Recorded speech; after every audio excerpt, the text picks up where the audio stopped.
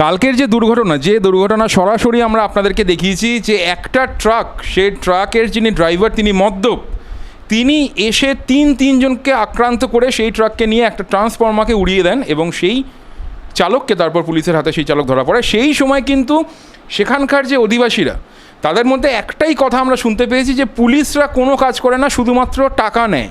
এত বড় একটা অভিযোগ তারা পুলিশের এগেনস্টে কিন্তু আমাদের সামনে বলেছেন। আর আজকে সকালবেলা কিছুক্ষণ আগেই একজন ইউটিউবার, আমি ঠিক বলবো না, একজন পাবলিক ফিগার স্যান্ডি শাহ, যাকে কেউ চেনে না এমন নেই, তার ফেসবুক পেজ থেকে একটি ভিডিও এই মুহূর্তে ভাইরাল হয়েছে, যে ভিডিওতেও কিন্তু তিনি দেখিয়েছেন এইরকমই একটা সমস্যা। এইটা হচ্ছে গাড়ির নাম্বার WB02AA9362 কাকুরগাছির মোড়। রাস্তার মধ্যে দাঁড়িয়ে টাকা নেওয়া হচ্ছে। হ্যাঁ, রাস্তার মধ্যে দাঁড়িয়ে টাকা নিচ্ছেন।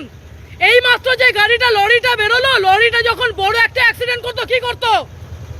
যেরকম ভাবে টাকাটা নিয়েছেন, সামনে তো কোনো লরি ফরি এলে মেরে দিত ওকে। ক্ষমা চাইছেন কিসের বিষয় বেসিসে? এই টাকাটা বের করো, এই টাকা বের করো, টাকা বের করো, টাকাটা বের করো। লজ্জা করে না? কাকুরগাছির মতো জায়গাতে টাকা নিচ্ছেন লোকের কাছ থেকে দাঁড়িয়ে। এই এই আমার কাছে ভিডিও আছে। এই তুমি গাড়িটাকে দাঁড় করিয়েছো, টাকাটা নিলে ফার্স্টে কথা বলে আবার তুমি গালাগাল দেবেন না, গালাগাল দেবেন না, কইবে একটা মিনিট, গালাগাল একদম দেবেন না, গালাগাল দেবেন না, গালাগাল দেবেন না। তোমাদের জন্য, আচ্ছা তোমাদের এই নোংরা পুলিশগুলোর জন্য, যারা ভালো পুলিশ তাদেরকেও আমরা ছোট করি। কি ক্ষমা চান? এই লজ্জা করছে না? কিসের তো রোয়াব দেখাচ্ছেন? এইটা ফ্ল্যাশটা জ্বালাও, ফ্ল্যাশটা জ্বালাও। আজকে সাধারণ মানুষ মরছে আর আপনারা জানেন না? আপনারা কেন? আরে লজ্জা পাচ্ছেন কেন? আরে লজ্জা পাচ্ছেন কেন? লজ্জা পাচ্ছেন কেন? এবার কমপ্লেন তো আমি করব। আপনার মা মারা গেছে, আপনি টাকা নেবেন, টাকা নেবেন, তাহলে মা মারা গেছে বলে আপনাদের সিনিয়র পুলিশ অফিসারদেরকে বলছি, ওনার মা মারা গেছে, আপনারা টাকা দিতে পারেন না, যার জন্য উনি রাস্তায় দাঁড়িয়ে টাকা নিচ্ছে, ওনার মা মারা গেছে বলে। শুনলেন কথাটা? লজ্জা, লজ্জা। এরা যেদিনকে দেখবো না এই অন্যায়গুলো কোনোদিন সহ্য করিনি, সহ্য করবো না। যেখানে পুলিশদের এগেনস্টে কিন্তু কথা উঠেছে। স্যান্ডি রয়েছে আমাদের সঙ্গে সরাসরি, আমরা যাবো স্যান্ডির কাছে। স্যান্ডি, তোমাকে স্বাগত শেষ থেকে শুরুতে। আর ঘটনাটা তোমাকে আমি বলেছি যে কি ঘটেছে, কি রিয়াকশন তোমার, তুমি বলো। না, ডেফিনেটলি যদি এই ধরনের ঘটনা আমি তোমাদের চ্যানেলে দেখেছিলাম, প্রথমে থ্যাংক ইউ আমার বাইকটা নেওয়ার জন্য। আর ঘটনা যেটা শুনলাম সেটা ডেফিনেটলি খুবই নিন্দনীয় একটা কাজ হয়েছে। একটা পুলিশ বা যে কোনোই হোক, তারা তো আমাদের রক্ষক, বেসিক্যালি আমাদের প্রোটেকশন করছে, তাদের কাছ থেকে এইরূপ ব্যবহার বা এই ধরনের যে জিনিসগুলো করছে সেটা কোনোরকমভাবেই অ্যাকসেপ্টেবল নয়। ডেফিনেটলি এটা কোনোরকমভাবেই আমার কি বলবো, মানে পছন্দের নয়, বা ঘটনাটা খুবই নিন্দনীয় বলেই আমি মনে করছি। আর যেটা বিষয় স্যান্ডি, আমরা একটু আগে বিভিন্ন রকমের পুলিশের যেসব কার্যকর্তারা রয়েছে, ইভেন ডিসিপি, তাদের কাছে পর্যন্ত গেছে, প্রত্যেকে নির্বাক, তাদেরকে আমরা খুঁজেই পাইনি। তারা প্রত্যেকে, ইভেন তুমি যেখানে থাকো ঘোলা থানা, তোমার সামনেই বাড়ি থেকে একটু, তোমার নিউ ব্যারাকপুর থানা, তার একটু এগিয়ে গিয়ে তো ঘোলা থানা, তোমার বাড়ি থেকে একটু এগিয়ে গিয়ে সেই ঘোলা থানার যিনি ওসি, তিনি মানে ওয়ার্কিং টাইমে তিনি রেস্ট নিচ্ছেন বলে আমাদেরকে বাইরে দিতে পারেননি। তো এই যে রক্ষক, যেটা তুমি বললে, যারা আমাদেরকে প্রোটেক্ট করছে, তাদের যদি এইরকম মনোভাব হয় বা তাদের যদি এরকম সার্ভিস হয়, তাহলে সাধারণ মানুষরা কীভাবে প্রোটেকশন পাবে? এই সম্বন্ধে তোমার রিয়াকশন কী?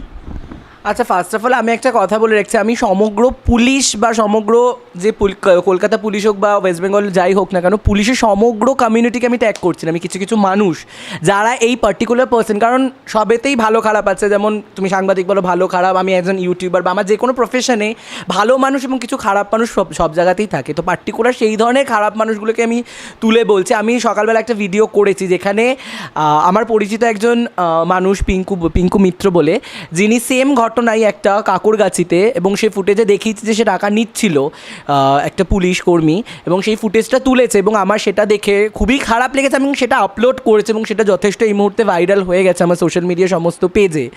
তো আমি সেই সমস্ত মানুষদেরকে বলবো, এখন প্রথমত লকডাউন চলছে, করোনা এই ভয়াবহ সিচুয়েশনে এই সমস্ত জিনিসগুলো তো করা কারোরই উচিত নয় না।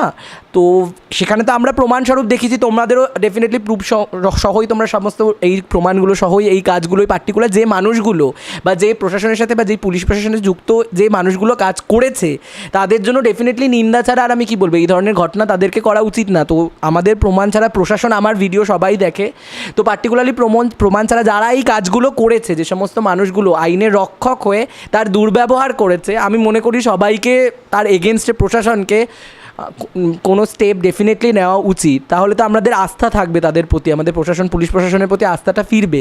না হলে এই সমস্ত মানুষদের জন্য তো সমগ্র পুলিশ কমিউনিটি বা সমগ্র কলকাতা পুলিশের বদনামটা হচ্ছে। তো তাদের না করে পার্টিকুলার সেই ধরনের মানুষকে ডেফিনেটলি শাস্তি দেওয়া উচিত বলে আমার মনে করেছি, কারণ সেখানে সমস্ত যথেষ্ট প্রমাণ আছে সবকটাতে। তো আমার মনে করা উচিত প্রশাসনকে তার এগেনস্টে করা স্টেপ বা নেওয়া উচিত ডেফিনেটলি।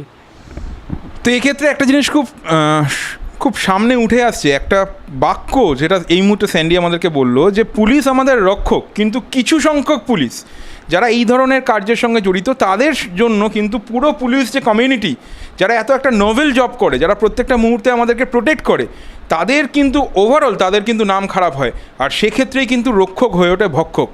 সরাসরি স্যান্ডি ছিল আমাদের সঙ্গে, ক্যামেরায় বিবেক ভৌমিকের সঙ্গে রিক চ্যাটার্জির রিপোর্ট, শেষ থেকে শুরু, নিউ ব্যারাকপুর।